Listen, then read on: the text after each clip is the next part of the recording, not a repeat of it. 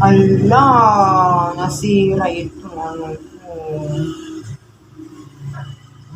Paano na kaya ito mga kalisa? Wala na akong gagamitin na pagbablog o nasira yung ano niya.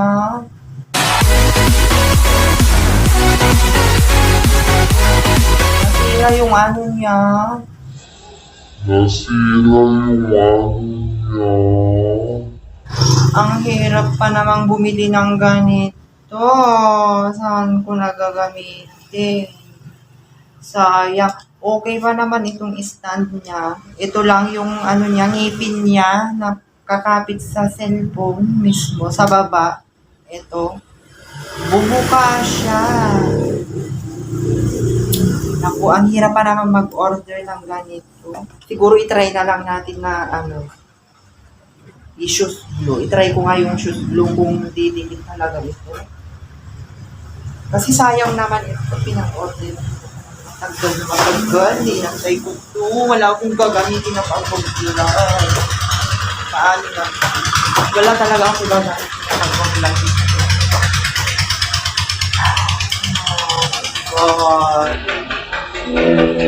God. Wala na akong gagamitin.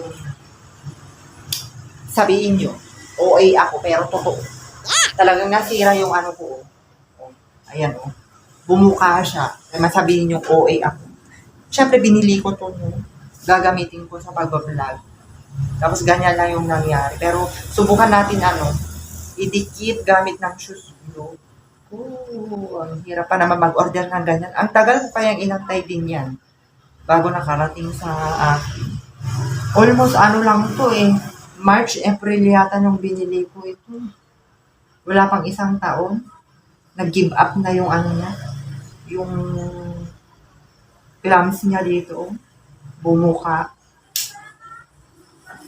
Pero susolusyonan ko to mga kanisan. Lagyan ko siya ng shoes glue. Pero pag hindi umubra, ay wala na akong gagamit. Ang hirap pa naman mag-vlog kung wala akong tripod na gagamitin. Woo! Stress ako ngayon ng ulo.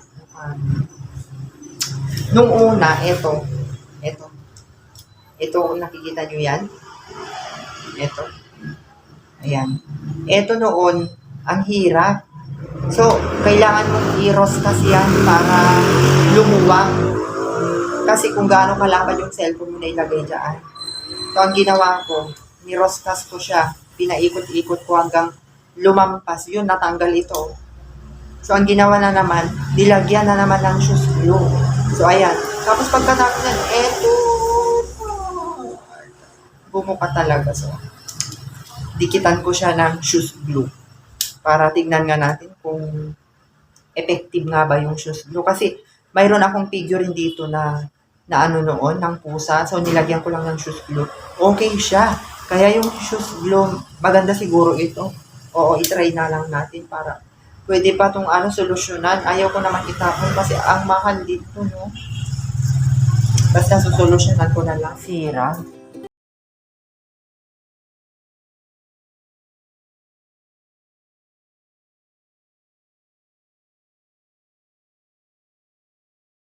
Siya.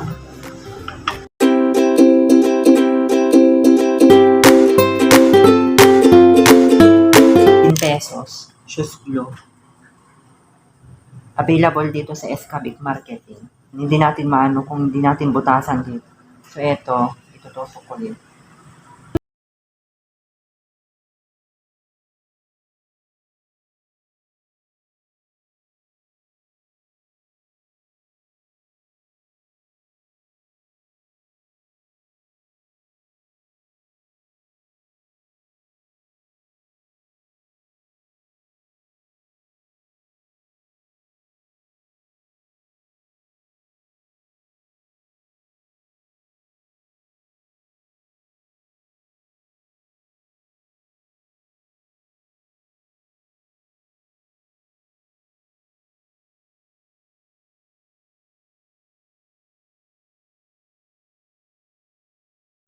Ayan.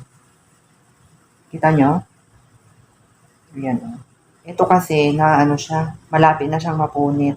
So, parang bumuka siya. Ang mahal pa naman yung ganito. So, ayan. Naidikit na mga kalisen. Ayan, oh. Eto. Kasi ang style nito, iniipit ko. Iniipit ko ito. Ayan, oh. Nakabuka ka ito.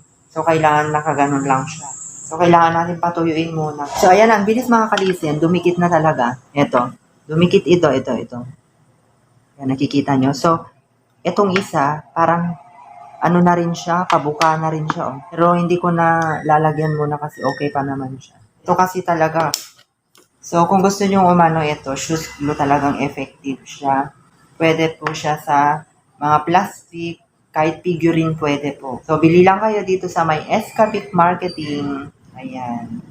So, okay na itong ano natin gamit. Sana hindi na siya magbubuka ulit para magamit natin ng maayos. So, ayun yung aking tripod. Bye!